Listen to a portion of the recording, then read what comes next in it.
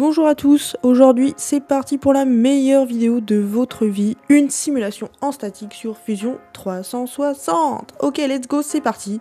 Là, vous commencez à créer votre pièce, moi elle est déjà créée et je suis dans la partie conception. Donc là on peut voir ma pièce en 3 dimensions, très jolie, voilà. C'est pas à votre goût, moi je ne sais pas quoi faire pour vous. Vous allez inspecter et le centre de gravité, ça vous permet de voir où est situé votre centre de gravité de votre pièce. Et c'est important pour les simulations en 3 dimensions.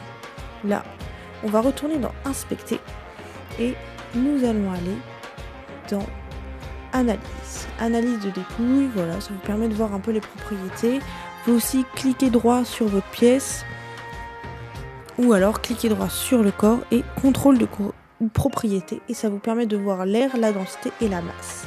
Pour changer l'air et la densité de la masse, on va dans Modifier et on va dans Matière physique. Et là, vous pouvez choisir votre matériau, vous sélectionnez votre matériau et vous le glissez sur la pièce. Si vous cliquez dessus, ça va pas marcher. Donc il faut le faire pour tous les corps. Donc on retourne dans Matière physique et ici, qu'est-ce qu'on va se mettre?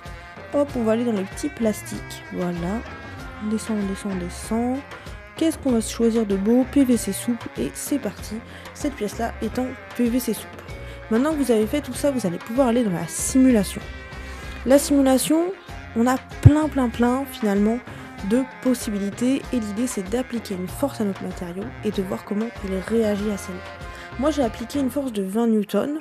Je peux aussi rajouter des contraintes structurelles ou des charges, donc désactiver la gravité ou l'activer ou même modifier la gravité. Si je veux une gravité qui est hyper forte, je peux. Là par exemple, je me dis bon, ça me va pas la gravité classique, qu'est-ce que je vais mettre? Je vais mettre une petite gravité de 10 parce que moi je suis pas physicien, voilà, moi je suis scientifique, je m'en fous d'avoir une gravité de 9,80, c'est parti pour 10. Je peux aussi lier mes matériaux.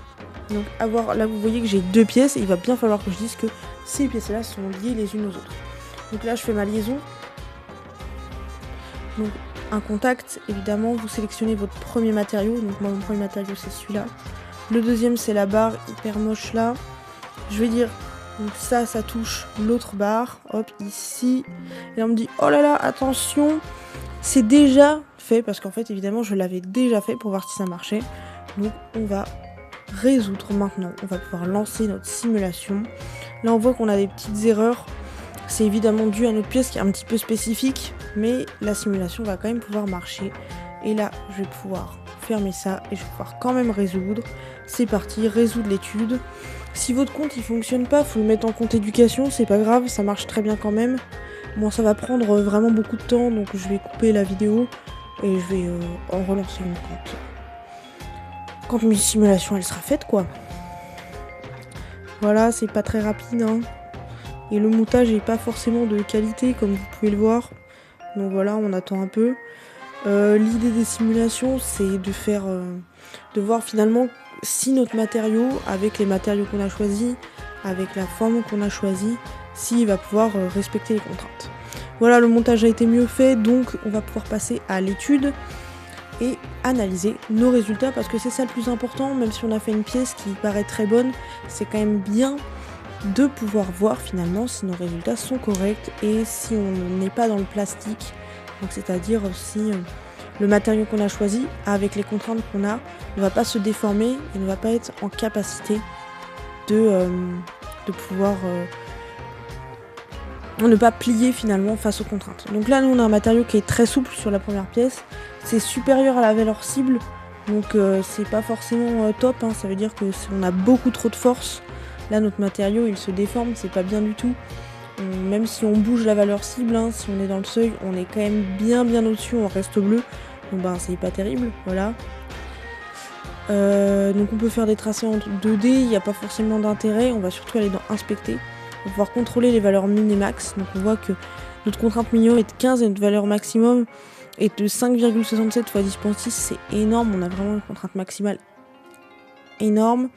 Et on peut aussi voir finalement...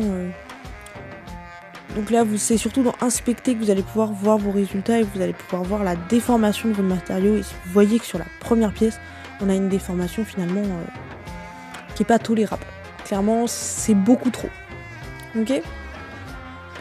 Donc, c'est bien de pouvoir analyser les résultats.